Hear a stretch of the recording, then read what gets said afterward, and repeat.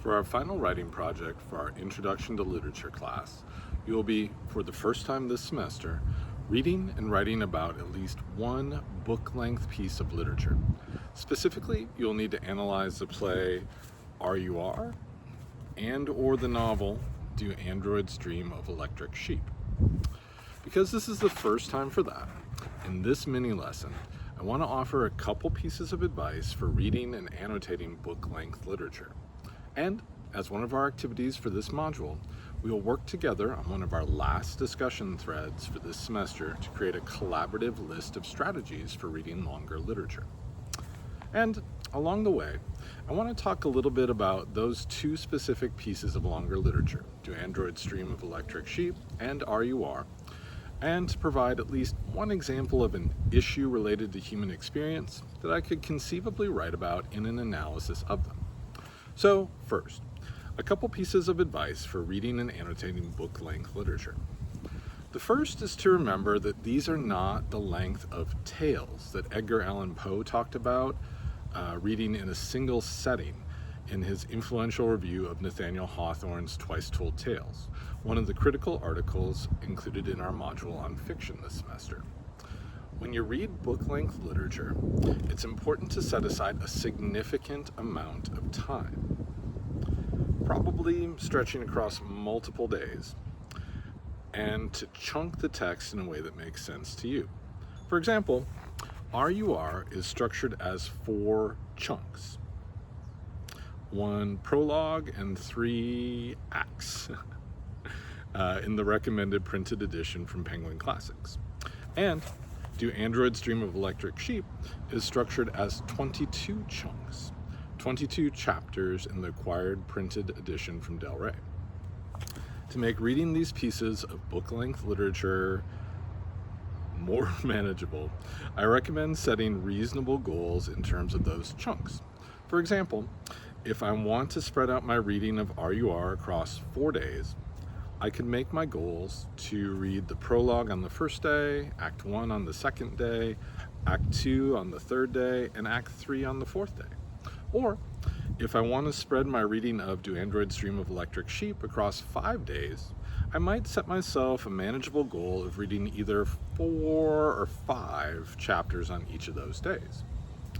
The second piece of advice is to annotate these complex texts as you read them, so you can later locate textual evidence related to topics that you might want to write about in your analysis.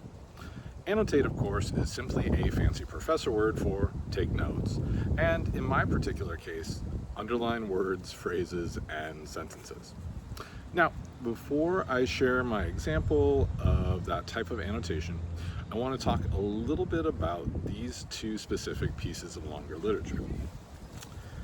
Even though R.U.R. and Do Androids Dream of Electric Sheep were written by different authors in different languages in different decades, they have some interesting similarities.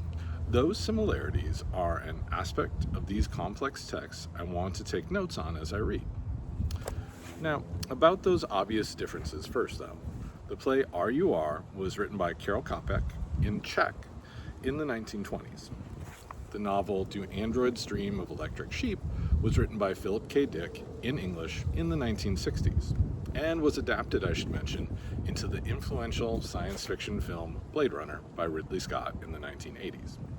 Now, to me as a reader, one of the most interesting similarities that R.U.R. and Do Androids Dream of Electric Sheep, as well as Blade Runner for that matter, share, is that arguably both are about the dehumanization of workers in order to justify their state of servitude, their forced, unpaid labor, on behalf of owners who consider themselves more fully human. This is the type of issue related to human experience that the prompt for the final writing project is asking you to compose a paper about. So, back to annotating pieces of book-length literature. My note-taking and my underlining are how I will keep track of ways in which the authors of Do Androids Dream of Electric Sheep and R.U.R. attempt to make a meaningful point about that issue related to human experience.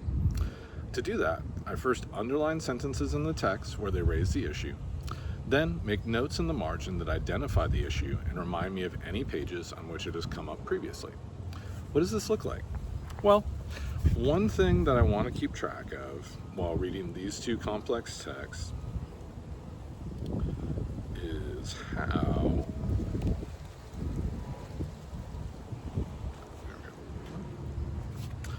how humans sometimes use language purposefully to make others seem less than human. So, on page 115 of Do Androids Dream of Electric Sheep, I first underlined a sentence where the bounty hunter Descartes is talking about what he has discovered about the fake police inspector Garland, that it, was an android.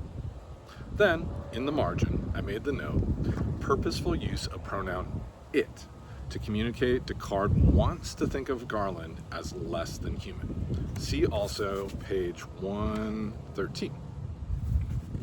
Of course, those strategies for reading and annotating book-length literature are merely ones that work well for me. In your respective educational careers, you will likely have found strategies that work better for you. That's why we will be working together on one of our last discussion threads for the semester to create a collaborative list of strategies for reading longer literature. I look forward to seeing all your reading strategies in the near future.